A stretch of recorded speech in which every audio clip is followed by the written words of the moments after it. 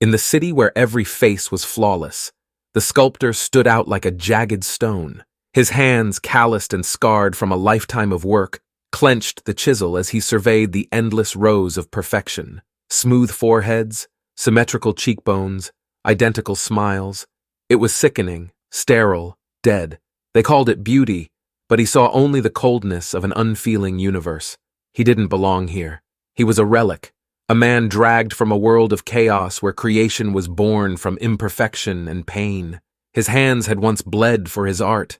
Here, art didn't exist. There was no need for it.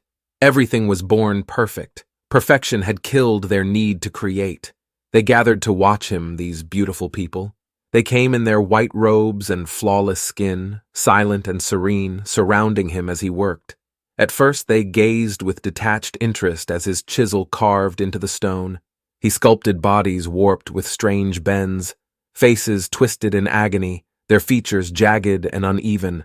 There were cracks in the skin, scars etched into the stone, noses bent as if broken in forgotten battles. The first statue repulsed them.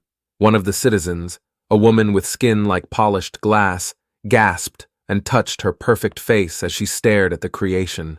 "Why?" she asked, her voice soft, like a whisper on the wind. The sculptor grunted, his rough hands brushing dust from his latest work. He pointed at the statue's cracked mouth. "Because this is real. Beauty isn't flawless. It's in the struggle." She didn't understand at first, but she returned. They all did. Soon the crowds grew, their curiosity piqued by the rawness of his work. The sculptor could feel their gaze, a hunger behind their perfect eyes.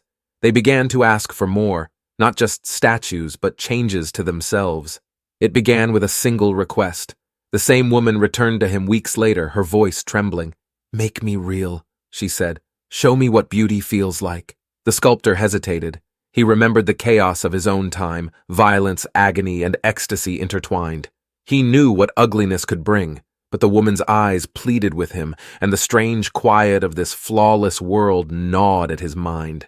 He picked up his tools and began to work, chiseling cracks into her smooth, polished face.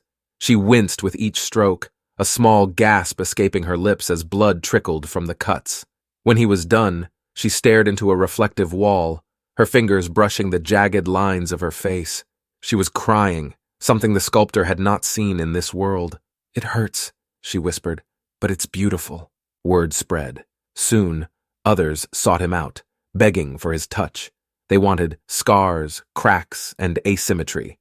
They wanted pain because pain made them feel. The sculptor, caught between disgust and a strange compulsion, continued his work. He didn't just carve statues now, he remade people. The citizens came in droves, abandoning their flawless bodies for faces marred with imperfection. With their new faces came something unexpected, emotion. People who had once walked in sterile tranquility now wept, laughed, shouted. They fought in the streets, their voices echoing through the perfect city. One man, his face now scarred by the sculptor's hands, struck another in a fit of rage. The blow sent the unmarked citizen crashing to the ground, blood staining the perfect pavement. The sculptor watched as violence erupted. Fights broke out, buildings were defaced, and once pristine streets were littered with broken glass. The city, a monument to flawlessness, began to crack and crumble under the weight of its new reality. He hadn't meant for this. At first it was about showing them something real, something their cold, perfect world had lost. But now, looking out over the chaos, he saw what imperfection had unleashed. They had asked for scars, but they hadn't understood the price. Pain was beautiful, yes, but it was also uncontrollable. The city, once a gleaming utopia, was now a battleground of raw emotions and broken bodies.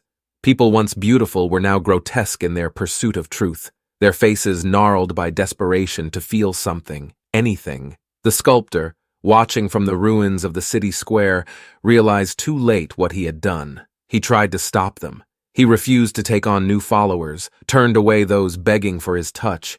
But his influence had already spread like wildfire. Citizens took blades to their own skin, carving deep grooves into their flawless bodies. Some smashed mirrors, unable to bear the sight of their own reflection, while others tore at the perfect buildings, shattering the mirrored surfaces in their search for something raw beneath. The city collapsed. It couldn't sustain the weight of their desires, their need for something real. Their perfection had once been their prison, but now their freedom was destroying them. In the end, the sculptor stood alone among the ruins, surrounded by broken statues and scarred faces. He wasn't proud, he wasn't regretful, he simply understood. Perfection and imperfection were two sides of the same coin, and in the end, neither could survive without the other.